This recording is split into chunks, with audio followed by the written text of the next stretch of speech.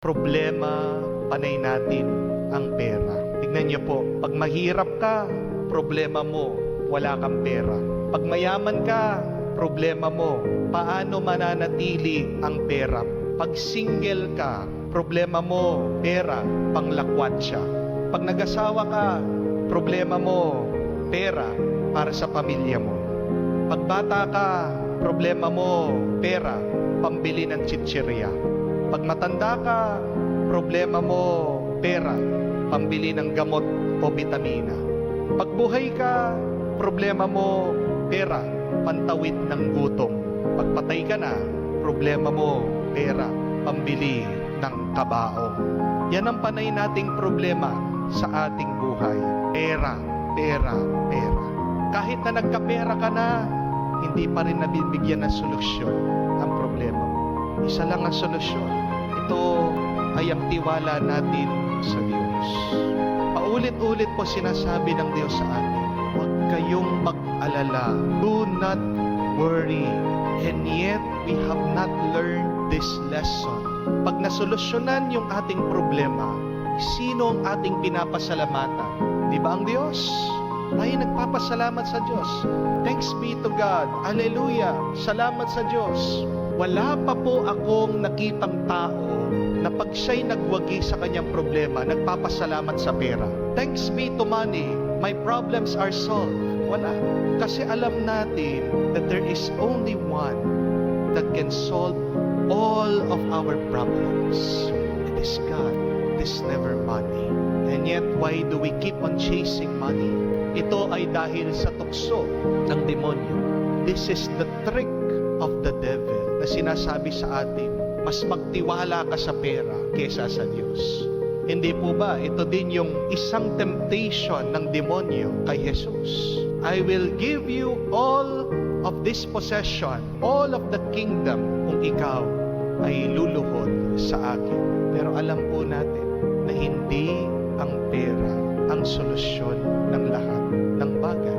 Mayroon po nagtatanong sa akin sa Facebook, Father, posible bang mabuhay sa mundo na walang pera? Posible po. Paano? It is possible to live without money if you live like Jesus. If you live like Jesus, with the mind of Jesus, with the heart of Jesus, and with the faith of Jesus, kahit ka hindi maghanap ng pera, basta nagtitiwala ka sa Diyos, hindi ka papabayaan ng Diyos. The question now is, do we trust God more than money? Or do we trust money more than God? Sino ba sa atin ang walang utang? Tayong lahat ay may utang. Maaari sa ibang tao, sa gobyerno, sa World Bank, at lalong-lalo na sa Diyos pag nagkakasala tayo. Kung may isang problema na laganap sa lahat ng tao, ito ang problema. Utang. Nagkakautang. Paano nga ba makakatakas sa utang? Paano ka makakapagbayad sa iyong pinagkakautangan? Paano ka magkakaroon ng kapayapaan ng kaisipan habang alam mo meron kang utang at sinisingil ka ng iyong pinagkakautangan? Ang talimhaga na binasa po natin ay tungkol sa hari at ang kanyang alipin. Isa po itong napakagandang kwento tungkol sa utang at pagkakautang. Ano ang itinuturo sa atin nito? Paano nga ba makababayad sa ating mga utang? Una, huwag mong tatakbuhan ang iyong mga utang. Huwag kang tatakas sa iyong mga pinagkakautangan. Kasi walang nakakalaya sa pagtakas nila sa kanilang mga utang. Alam ko po, nakaka-stress, nakakapagod ang panay mong nag-iisip na meron kang utang na dapat bayaran. Pero, tandaan niyo po ito, walang namamatay sa utang. Maraming namamatay sa kakaisip sa kanilang utang. Huwag mong papatayin ang sarili mo sa kakaisip sa iyong mga utang. Kahit na tumakas ka sa pinagkakautangan mo, tandaan mo ito. Hindi ka makakatakas sa pag-iisip na may utang ka sa iba. Para matigil mo na ang pagkaalala mo sa iyong mga utang, kailangan mong harapin ito. Aminin mo, pangatawanan mo. Yan ang unang hakbang. Huwag kang tatakas sa iyong mga utang. Huwag mong tatakbuhan ang mga pinagkakautangan mo. Mas maganda na pangatawanan mo, panindigan mo, maglakas ka ng loob at aminin mo, oo, may utang ako. Dito po nag-uumpisa ang kapayapaan sa ating kaisipan. Peace starts when you admit that you have a problem in your life. Hindi mo kasi masusolusyonan ang problema kung tatakas ka, gagawa ka lang ng multo. Lalaki pa ang problema mo. Magkaroon ka ng lakas ng loob. Harapin mo ang utang mo at ang pinagkakautangan mo. Pero pangalawa, magmakaawa ka. Makiusap ka sa pinagkakautangan mo. Walang masama sa paghingi ng tawad. Walang masama sa pagpapakumbaba. Walang masama sa pag-amin na hindi tayo agad makakabayad sa utang natin. Mangako ka, babayaran mo. Hindi ba ganito ang ginawa po ng alipin sa kwento? Dahil nagmakaawa siya, inaawaan siya ng Diyos. Kung magmamakaawa din tayo sa Diyos, kakaawaan niya tayo. Tutulungan niya tayo. Because the person asked for mercy, he was given mercy. Kung tatakbo ka sa utang mo, mas maiinis pa ang naniningil sa'yo.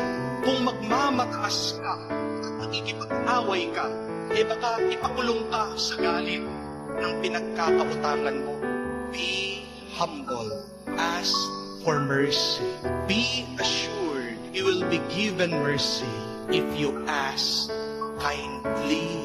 Pangatlo, panay mong isipin may nagmamalasakit sa iyo. Isa sa pinagmumulan po ng stress natin sa utang ay yung pag-iisip at paniniwala na mag-isa lang tayo. Oo nga naman, nakakapagod, hindi po ba? Ikaw mag-isa ka lang sa pagharap ng iyong problema. Pero hindi mo kailangan buhatin mag-isa ang iyong mga problema. Nung pinipilit daw nung isang alipin na magbayad sa kakautang niya, ang kamukha niyang alipin, sabi sa kwento, nakita daw ng iba nilang katrabaho ito. Nalungkot sila, nagdamdam sila, nasaktan sila dahil ginigipit ang katrabaho nila, ginigipit ang kaibigan nila. Kaya naman, nagsumbong daw sila sa hari para siya ay pagalitan at parusahan. Kahit na hindi natin sabihin, may ibang nagmamasid sa atin. May ibang nakakaintindi sa ating pinagdadaanan na sakit at problema. Kahit hindi po tayo magsalita, dahil sa malasakit nila sa atin, tutulungan at tutulungan kanila. Kahit hindi mo sabihin ang utang mo sa iyong pamilya, dama nila ang problema mo. Huwag kang mag-alala. Magtiwala ka na pinagdarasal ka rin nila at pinapatulong kanila sa Diyos. Nakakagaan po ng loob, hindi po ba? Na alam mo may nagdadasal para sa iyo. Nakakatuwa na malaman na sa gitna ng problema at ng utang mo, hindi ka rin pinapabayaan ng Diyos. Tandaan mo, utang lang yan. Mas mahalaga ang buhay mo kesa sa utang na yan. Huwag kang magpapakamatay dahil utang lang yan. Maniwala ka, magdasal ka, kumapit ka lamang.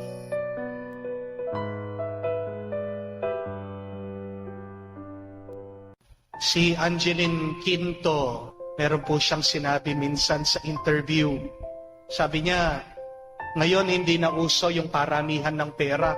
Hindi na uso yung paramihan ng gamit o ari-arian. Ang uso ngayon, pasayahan ng buhay, pasayahan ng pamilya. Kasi hindi mo alam, baka bukas wala ka na. Hindi mo alam kung bukas buhay ka pa. Oo nga naman po, aanuhin mo ang maraming pera, ari-arihan. Walang kasiguraduhan ng buhay natin ngayon. Hindi po natin alam kung sino magsusurvive sa atin, kung sino ang mabubuhay, kung sino ang mamamatay. Tama nga naman, imbis na mag-ipon ka, bakit hindi ka magsumikap na maging masaya? To be happy every moment, every minute, every second, every day. Make every day count. Ito din ang dahilan bakit ang ating Panginoon hindi niya pinagdala ng gamit, pera o ari-arihan ang kanyang mga alagad, ang kanyang mga disipulos. Ayaw niya sila kasi na magdepende sa ari-arian. Ayaw niya kasi na baka dito lang sila magtiwala. Merong pang mas higit na dinadala o bitbit ang mga alagad, ang mga disipulo, ang mga apostol. Ito ay ang mabuting balita. Ito ay ang kapangyarihan na pinagkaloob sa kanila ng Diyos. At napakaganda ng utos ng ating Panginoon sa kanila na sa lahat na pupuntahan nila, kailangan nilang paalisin ang mga masamang espiritu, kailangan nilang pagalingin ang mga may sakit habang ipinapangaral nila ang mabuting balita. What is a happy life? A happy life is a life centered in the Word of God. A happy life is a life freed from evil spirits, freed from sin. A happy life is a life freed from sickness and disease.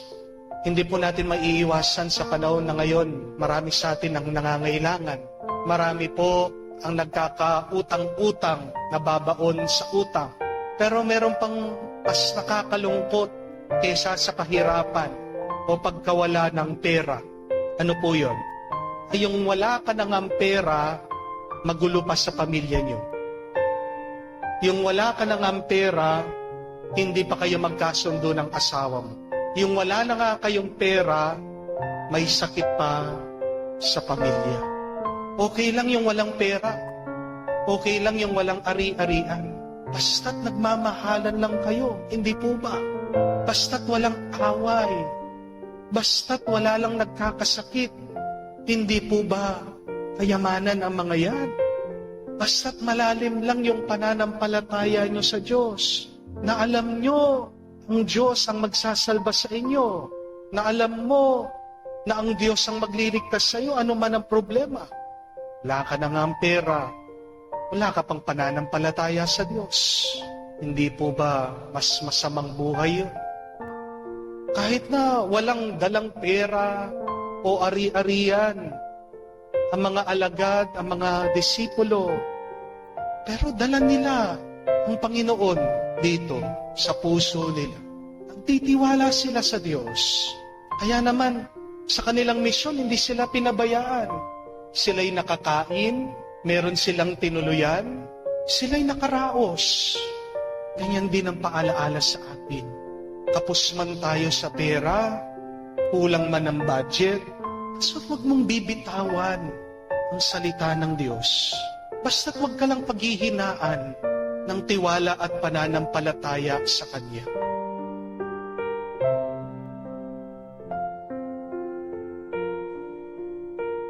Ang sikreto ng masayang buhay ay wala naman po sa ari-arian at pera.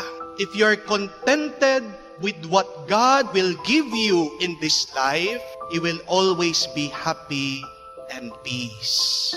Seek not to be happy, seek to be contented. Dahil pag ikaw ay kontento sa buhay, ang saya mo magtatagal. Pero ang tuwa, panandalian lang yan. Ang tanong, how can we be contented? Paano ba tayo makukontento sa ating buhay? Dalawang bagay lang po. To be contented in your life, first, you have to have an achievable dream. But second, to be contented in your life, you have to have a blessing mindset. An achievable dream, isang pangarap na maaabot mo. A blessing mindset, isang pag-iisip na alam mo ikaw ay binibindisyon ng Diyos. Seek to have an achievable dream. Isang pangarap na maaabot. Bakit napakarami po sa atin ang nadidisappoint, na-frustrate o nadidepress sa buhay? Dalawang dahilan lang po. It's either they do not have a dream or they have an impossible dream. Hindi nila alam kung ano ang pangarap nila sa buhay o minsan meron po silang pangarap hindi naman makatotohanan. Tignan niyo po, bakit napakarami ang mga nalululong sa sugal, lalong-lalo na sa online sabong. Kasi pag nanalo na sila, hindi pa sila titigil. Hindi nila alam kung kailan yung tama na. They do not know when enough is enough. O kung alam man nila yon, kailan yung sapat na, napaka-imposible naman makuha. Gusto siguro nilang maging bilyonaryo sa pamamagitan ng online sabong. Na napaka-imposible. Hindi mo matatalo ang sabungan. Yun yung katotohanan. Pero hindi nila matanggap yun because they have an impossible dream. Kung wala kang panaginip o pangarap na maaabot, hindi ka magiging kontento at masaya sa iyong buhay. You have to ask yourself, what is enough for me? Ano ba yung sapat para sa akin? Is 1 million enough? Will that make you happy? Yung magkaroon ka ng bahay, masaya ka na. Yung mapatapos mo, yung mga anak mo sa pag-aaral, tama na ba yun? Pag klaro sa'yo, malinaw na sa'yo, ano ba yung maaabot mong pangarap? Pag nakuha mo na yon, ano man yung darating sa buhay mo, liban doon, bonus na lang. Kailangan maging malinaw sa'yo, ano ba yung maaabot mong pangarap? Realizable, makatotohanan. Para pag nakuha mo na siya, ano man yung liban doon, grasya, bonus na lang sa Panginoon. Pero hindi. Napakarami kasi, magseset sila ng panaginip pangarap sa buhay nila, pero pag nakuha nila, hindi pa sapat. Pag ganyan po ang pag-iisip natin, tayo ay magiging alipin. Gagawin mong miserable ang buhay mo. Kung ang isang taong matakaw, hindi niya inaamin ang kanyang pagkabusog, ano pong mangyayari sa kanya? Kung kakain na siya ng kakain, dinideny niya, hindi pa ako busog, gusto ko pa. Magsusuka siya, o baka maaatake siya, mamamatay siya. Because he does not know when enough is enough. Kailan yung sapat, tama na. Tanungin po natin ang ating mga sarili. Kailan ba yung masasabi kong tama na, okay na, ito lang, masaya na ako? That is what contentment is. Ano man yung liban doon, bonus na lang. Pasalamatan mo ang Panginoon. Kung tatanungin ko po kayo, para-parehas lang naman po yung pangarap natin, hindi po ba? Pangarap na simple, pangarap na masaya. Yung buhay ka, healthy yung pamilya mo, walang may sakit, yung nagmamahalan kayo, nagkakaintindihan kayo, walang nag-aaway, marunong magpatawad sa bawat isa, yung nakakakain kayo 3 times a day, may merienda pa in between, yung may pera ka para makapaglibot kayo, makapagliwaliw, yung may pera ka para may pantulong, hindi po ba simpleng buhay lang, sapat na? Ano pang gusto mo liban doon? Baka pinapahirapan mo lang ang sarili mo. To be contented, you have to have an achievable dream. Maaabot na pangarap. May it be enough for you. Sapat na, tama na, magiging masaya ka. Sa Amerika po, gumawa sila ng pag-aaral sa mga magsasaka, farmers. Tinitingnan po nila kung gaano katalino ang mga magsasaka. Kaya binigyan daw po ng IQ test ang mga magsasaka bago ang kanilang pagtatanim at pagkatapos ng kanilang pag-aani. At ito po ang nadiskubre nila. Bago po ang ani, napakababa daw po ng IQ ng mga magsasaka. Pero pagkatapos ng ani, abay, tumataas daw po yung IQ, yung katalinuhan ng mga magsasaka. At ang conclusion ng mga researchers o nag-aaral ito, ang pagkakaroon ng pera ay nakakatalino, nakakadagdag ng karunungan sa tao. Kasi bago po ang pagtatanim, wala pong pera ang mga magsasaka. At hinala po nila yung pag-aalala, yung takot, yung pag-iisip, yun po yung nakakababa ng IQ ng katalinuhan. Pero pag may pera na ang tao, siya'y panatag, nagiging mas marunong siya.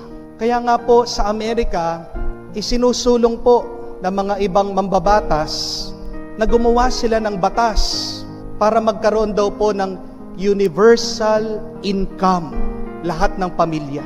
Kasi pag meron daw pong basic income, basic money yung pamilya, magkakaroon daw po sila ng mga good choices. Hindi po sila magkakamali sa kanilang buhay. Pansinin niyo po, sino po sa ating salipunan yung madalas na nalululong sa bisyo, yung madalas na napapasama sa krimen? Yung po yung mga halos walang pera. Sino yung mga madalas na nagkakamali sa buhay? Sila yung mga walang ari-arian. Sila'y nagkakamali, sila'y napapasama dahil magulo ang kanilang isip. Pero sino yung mas mga yumayaman? Yung mga mayayaman na. Sino yung mga tunay na marunong? Yung mga meron na. The conclusion is, money can make you smart and intelligent. Ayan, alam nyo na po ha? Kayo mga magulang, pag nakikita nyo po yung mga bata, sinasabi na masakit ang ulo nila, nahihirapan silang mag-aral. Ano po ang gagawin nyo? Bigyan ng pera. Amen? Di po masaya yung mga magulang. Masaya po yung mga estudyante. Ayan, kayo pong mga mag-asawa, alam nyo na, pag sumasakit ng ulo ng asawa nyo, ano pong bibigay nyo? Pera. Amen? Pero kung totoo po na ang pera nakakatalino, bakit sa binasa po nating ebanghelyo, parang baliktad yung narinig natin? Mayaman nga, ito pong lalaki, lumapit kay Jesus, tinatanong, Panginoon, paano po ako magkakaroon ng buhay na walang hanggan? Sinabi ng Panginoon sa kanya, sundan mo ang mga kautusan. Sinabi niya, ginawa ko naman po ang mga kautusan. Kung gayon, sabi ni Jesus, kunin mo ang iyong ari-arian, ipagbili at ibigay sa mga mahihirap at sumunod ka sa akin. Ano daw pong ginawa nitong lalaki? Siya'y umalis, nakayuko, malungkot, dahil marami daw po siyang ari-arian. Marami daw po siyang pera. Marami daw siyang kayamanan. Kala ko ba nakakatalino ang kayamanan? Pero nagkamali siya sa pagpili. Hindi niya pinili na sumunod sa Panginoon. Mas pinili niyang hawakan ang kanyang pera. Mas pinili niyang manatili sa kanyang kayamanan. Kung pinili lang niya ang ating Panginoon, mas higit pa at mas maraming kayamanan ang tatanggapin niya. Yan ang sinabi ng ating Panginoon sa pinakahuling parte ng Ebanghelyo. Sino man ang susunod sa akin ay magkakaroon ng limpak-limpak pa, mas marami pang kayamanan, higit pa. Kahit nasa gitna ng inyong mga problema, magkakaroon kayo ng grasya. Iwan mo ang kayamanan ng mundo. Mas higit pa, mas marami pa, umaapaw na grasya ang tatanggapin mo. Bakit nagkamali itong lalaki? Ito ay dahil sa pagmamahal niya, sa sobra-sobrang pera. The problem is not about the money. The problem is not about the riches. The problem is being obsessed and possessed with so much money. Walang problema yung sapat na kayamanan. Kailangan natin ng kayamanan sa ating buhay. Amen? Pero nagiging problema ang kayamanan pag ito ay sobra-sobra na. Pag sobra-sobra ng pagmamahal mo at kapit mo sa kayamanan. Desiring so much wealth in your life because it can blind you. How can we become more intelligent?